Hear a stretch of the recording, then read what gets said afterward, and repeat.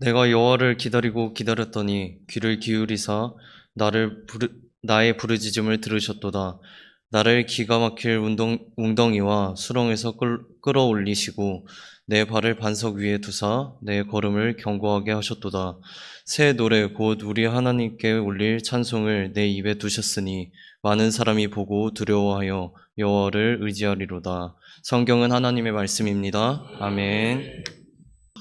우리 성가대가 하나님을 찬양했습니다. 하나님을 더욱 사랑합니다.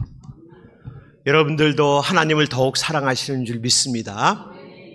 이 하나님을 사랑하는 믿음으로 한 주간 또한 승리하시기를 주님으로 축복합니다.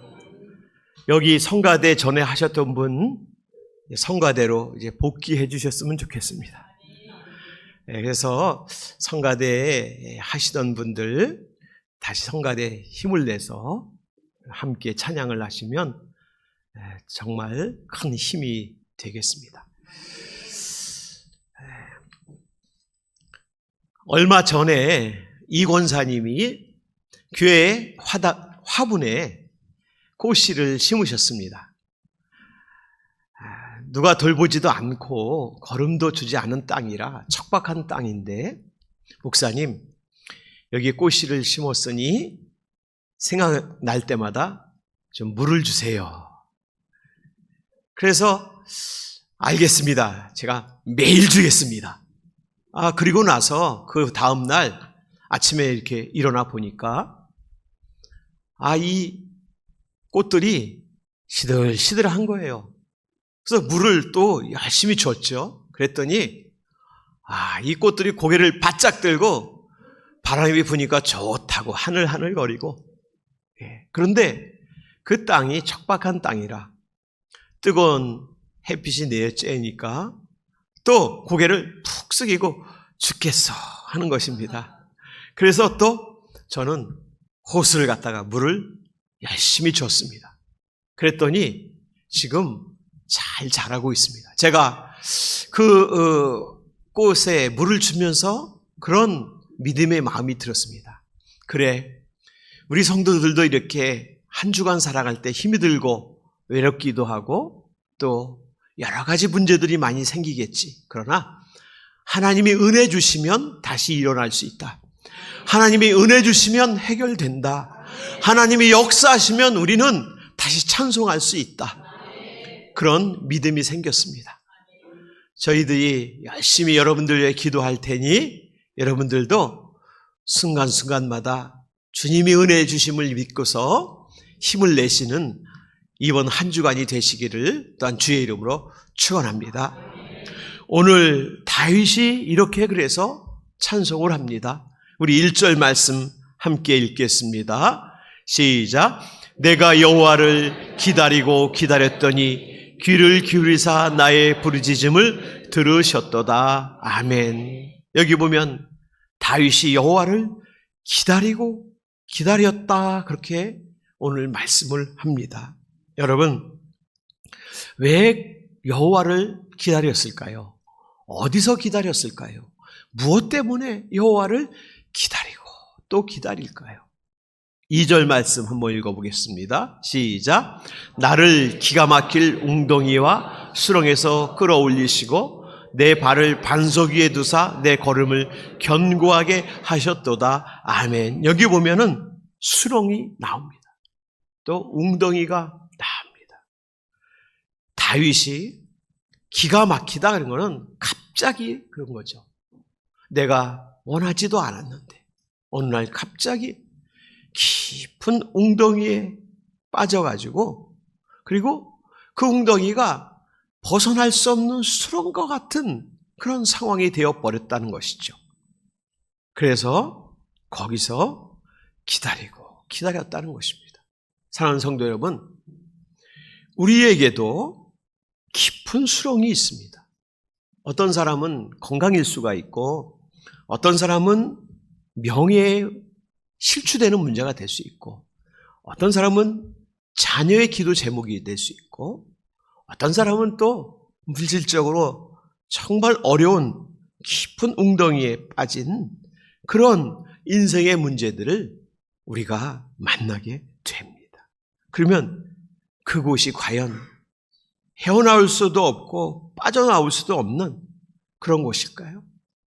우리가 하나님을 사랑하는데, 예배하는 자인데, 하나님의 자녀인데, 하나님은 어떻게 우리를 그곳을 사용하실까요?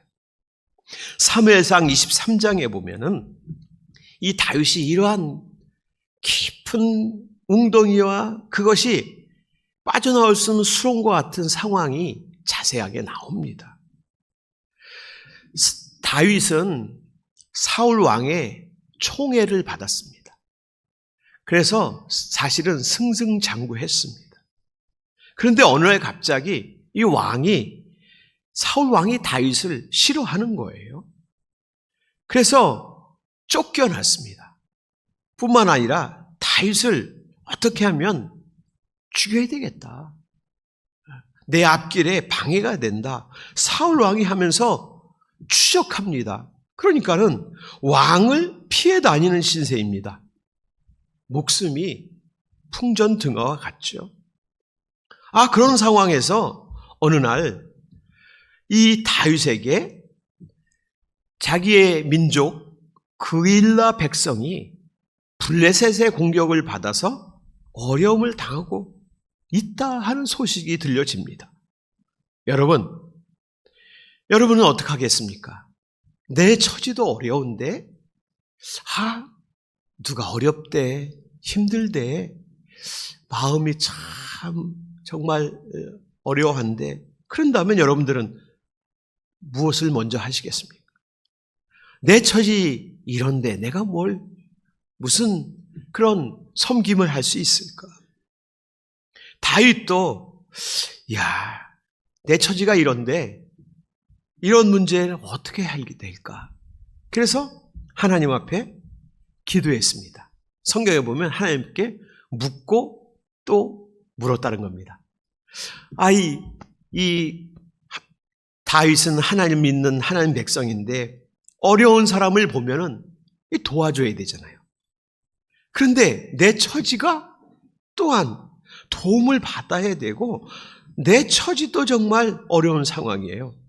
그래서 다윗이 하나님 앞에, 하나님, 내가 가서 도와야 됩니까? 묻고 또 물었다고 그래요. 다윗의 그런 그 마음을 알 수 있겠죠? 그런데 하나님께서 뭐라고 그랬을까요?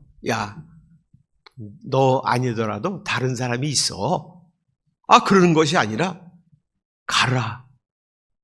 가서 내 백성을 구해내고 블레셋 사람들을 물리쳐라. 내가 돕겠다. 그러는 겁니다. 여러분. 그러니까 다윗이 순종해야지. 그러면서 그일라 백성을 블레셋의 침략에서 구원을 해요. 여러분, 그런 데면 하나님이 이렇게 어려운 상황 속에서 네가 이렇게 좋은 일을 하니까 내가 너의 길 열어줄게 하면서 그 다음부터는 좋은 소식이 들려와야 되잖아요. 무슨 희망이 보여야 되잖아요. 여러분, 다윗이 그일라 성을 구했지만 그 그일라 성도 이스라엘이에요. 지금 이스라엘 왕은 누구예요? 사울 왕이에요.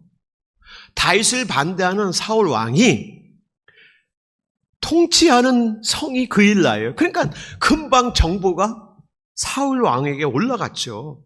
다윗이 거기 있습니다. 그러니까 이 사울이 어떻게 합니까? 잘 됐다. 사울이 이렇게 또 이제 노래를 합니다. 하나님이 다윗을 내 손에 붙이셨다. 여러분, 맞는 말이에요? 틀린 말이에요? 틀린 말이죠. 어떻게 하나님 말씀에 순종한 다윗을 사울 왕이 거기 숨어 있는 거 알았으니까 하나님이 내게 다윗을 넘겨주셨구나. 이제 빠져나갈 수 없다. 다윗은 끝났다. 이렇게 좋아하는 장면이 나옵니다. 그러면서 군사들을 풀어가지고 이 그일라 성을 둘러싼 거예요. 여러분, 이것을 다윗이 기가 막힐 웅덩이와 수렁이라고 지금 그렇게 하나님 앞에 부르짖는 겁니다.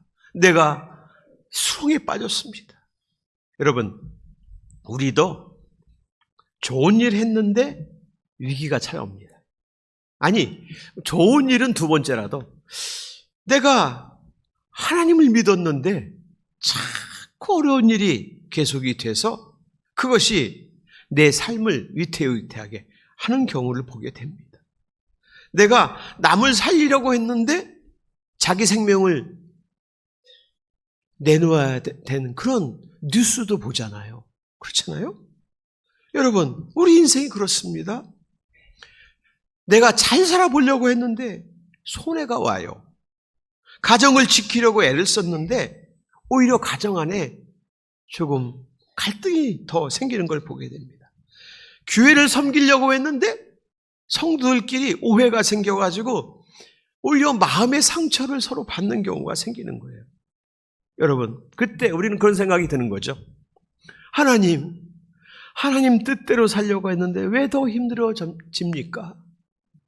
그렇게 하나님 앞에 묻진 않았더라도 우리 속으로 그런 생각을 해요. 야, 이 믿음 생활 했는데도 뭐 좋은 길이 안 열리네. 여러분, 그러면 사무엘 23장 성경 다윗의 인생 거기서 끝났을까요? 악한 사울 왕이 승리하고 하나님을 따르던 다윗의 인생이 거기서 끝이 났을까요? 아닙니다. 아직 남아있는 것이 있어요. 뭐예요? 하나님의 도우심이 남은 줄 믿으시길 주의 이름으로 축원합니다. 그래서 이 다윗이 하나님 앞에 기다리고 기다렸다는 거예요. 여러분, 기다리고 기다렸다는 거는 이거는 다윗이 믿음을 지켰다는 것입니다. 그리고 예배의 자리를 지켰다는 거예요. 그리고 이 수렁, 이 빠진, 곤란에 빠진 이 상황에서조차도 하나님을 바라봤다는 거예요. 사람들은 그럴 거예요. 야, 다윗이 무슨 죄를 혹시 진 게 있지 않을까? 다윗이 뭐 하나님 앞에 잘못이 있는 것이 있지 않을까? 그래서 하나님이 손을 떼신 게 아닐까? 그래서 다윗이 저렇게 사울 왕에게 곤란을 당하지. 그런데 하나님은 그곳에조차도 어떻게 해요? 끌어올리셨다는 거예요. 거기서 끌어올리셨다는 거예요. 여러분, 혹시 다윗이 하나님 앞에 죄를 저지를 수 있어요. 그리고 잘못도 있고 허물도 많을 수 있습니다. 그럼에도 하나님은 하나님의 사랑으로 그를 끌어올리셨다는 거예요. 그리고 그래서 다윗이 내 발을 그 깊은 수렁과 같은 인생을 살아갈 때 반석 위에 하나님 손길 위에 두시고 그 다윗의 살아가는 인생의 한 걸음 한 걸음마다 하나님이 지켜주셨다는 것입니다. 이런 은혜가 우리에게도 있기를 주의 이름으로 축원합니다. 그래서 다윗이 그곳을 셀라하마 느곳이라고 불렀어요. 이스라엘의 지명이니까 좀 어렵지만 뜻은 아주 은혜입니다. 분리의 바위라는 거예요. 하나님이 수렁에서 나를 분리시켰다. 그리고 하나님의 선 바위 위에 반석 위에 나를 두셨다. 여러분, 인간의 생각과 인간의 그런 상황은 어찌할지라도 하나님이 믿음의 성도들을 보시고 개입하셔서 사울의 발걸음은 멈추게 하시고요, 다윗의 발걸음을 높이신 줄 믿으시길 주의 이름으로 축원합니다. 여러분, 나를 기가 막힐 웅덩이와 수렁에서 끌어올리시는 분이 우리 하나님이세요. 여러분, 하나님이 우리를 건져내는 줄 믿습니다. 여러분, 이 한 주간은 그래서 어떠한 상황 속에도 내가 하나님을 기다리고 기다려야 되는 겁니다. 왜요? 하나님이 끌어올리시니까. 요한복음 9장 1절부터 3절에 보면 거기에 날 때부터 맹인이 돼서 나온 사람이 있습니다. 여러분, 그 부모가 얼마나 정말 그 땅을 치고 고통스러웠겠습니까? 맹인 자녀를 낳았으니까. 이 맹인은 자라면서 얼마나 힘들고 외롭게 자랐겠습니까? 할 수 있는 것은 길거리에서 그 당시에는 구걸하는 거예요. 그러니까 사람들이 지나갈 때마다 보는 시선이, 보는 눈이 정말 각양각색이죠. 여러분, 그걸 보면서 불쌍하다 그러지만 속으로는 무슨 부모가 잘못했나, 날 때부터 맹인이 되고, 아니면 저 사람이 뭐 잘못을 했을까? 저게 왜 낫지 않아? 하나님이 왜 안 고쳐주셨을까? 그러니까 제자들도 그때 예수님과 함께 이렇게 지나가시게 되는데, 제자들이 예수님께 그렇게 말을 하는 것입니다. 예수님, 이렇게 정말 알 수 없는 고통과 문제, 이 맹인같이 이런 것이 누구의 죄 때문입니까? 그 자신 때문에 그런 일이 벌어진 겁니까? 아니면 그 부모, 아니면 조상이 잘못한 겁니까? 하면서 예수님께 따져 물었어요. 여러분, 그런데 예수님은 어떠신 줄 아십니까? 그 사람을 다르게 보셨어요. 그 사람의 이런 문제가 그렇지 하는 꼴을 보니까 결과가 저럴 거야. 그런 거야. 저 사람은 그런 사람 뻔했어. 예수님은 결과를 그 사람의 잘못으로 돌리지 않으셨어요. 예수님은 그 사람의 문제를 어떻게 보았을까요? 예수님이 이렇게 말씀했습니다. 이 사람이나 그의 부모나 죄로 인한 것이 아니다. 예수님 분명히 말씀하셨어요. 여러분, 혹시 상처가 있고 괴롭이 있고 아픈 일이 있습니까? 예수님이 너의 잘못으로 인한 것이 아니야. 물론 우리의 잘못이 있다면 우리가 그걸 생각해서 이거를 다시는 이렇게 하지 말아야겠다 하면 우리가 그 잘못에서 벗어나는 거예요. 그러나 우리가 갑자기 생기는 어려움들, 문제들을 우리는 내가 하나님 앞에 죄를 지어서 그런가? 아니면 무엇 때문인가? 세상 때문인가? 그 나에게 이런 일이 생겼는가? 여러분, 그러면서 이제 결과를 이 맹인에게 두지 않으신 거예요. 우리에게 두지 않으시는 분이세요. 예수님은 하나님께서 이 일을 나타내실 것이다. 그러니까는 이런 문제들, 이런 어려운 이런 것들을 하나님께서 구원해 주실 그런 불쌍한 영혼으로 하나님이 그래도 사랑하시고 하나님께서 건져내실, 끌어올리실 그런 사랑의 눈으로 보게 하신 것입니다. 여러분, 예수님은 우리의 모든 문제, 질병이나 안 풀릴 이런 문제를 우리의 잘못을 먼저 보지 아니한 분이세요. 하나님이 사랑하셔서 하나님의 영광을 나타내실 자로 보는 줄 믿으시길 주의 이름으로 축원합니다. 여러분, 예수님께서 우리를 위해서 친히 십자가를 지셨어요. 친히라고 하는 것은 정말 기쁘게 이 사람이, 우리 인간이 어떠한 상황, 어떠한 문제, 어떠한 죄악 그 모든 것도 묻지 아니하시고 친히 그 영혼을 불쌍히 여기시고 우리 영혼을 나를 사랑하셔서 십자가에서 희생제물이 되셨습니다. 십자가라는 수렁에 내려가셨어요. 그리고 그 수렁에 빠진 우리들을 끌어올리신 줄, 부활의 소망으로 우리를 끌어올리신 줄, 하나님의 자녀로 우리를 끌어올리신 줄 믿으시길 주의 이름으로 축원합니다. 여러분, 그래서 우리 주님은 우리 그대로를 다 받으실 수 있는 분이세요. 우리가 우리를 그대로 인정해야 돼요.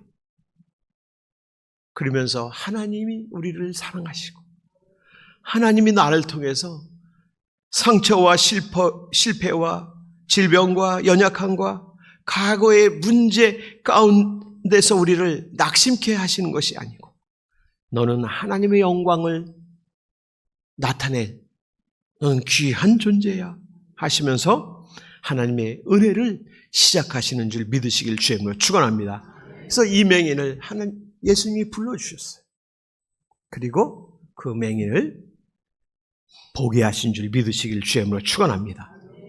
우리는 이런 육신의 맹인이 아니더라도 우리가 여러 가지 인생의 절망과 문제를 만납니다.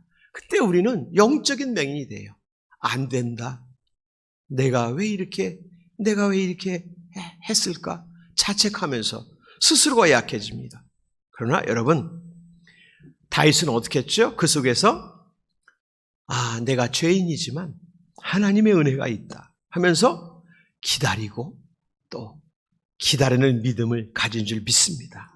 여러분, 하나님을 믿는다는 것은 내 뜻대로 즉시 뭐가 그냥 착착착착 움직이는 것이 아니에요. 하나님을 믿는다는 것은 내가 이해할 수 없는 시간 속에서도 하나님은 나를 놓지 아니하십니다. 하나님은 나를 향한 계획을 가지고 계십니다. 여러분, 우리도 이러한 기다리는 문제가 있는 줄 믿습니다. 그런데 여러분, 잘 하셨어요. 예배의 자리를 오신 것이 기다리는 겁니다. 가정을 위해서 내가 기도했는데 변화가 안 돼요? 예배의 자리. 여러분, 상황 속에서 하나님을 찾고 기다리십시오. 여러분, 가정을 위해서 기도했는데 여전히 갈등이 있습니까? 거기서 예배하시기 바랍니다.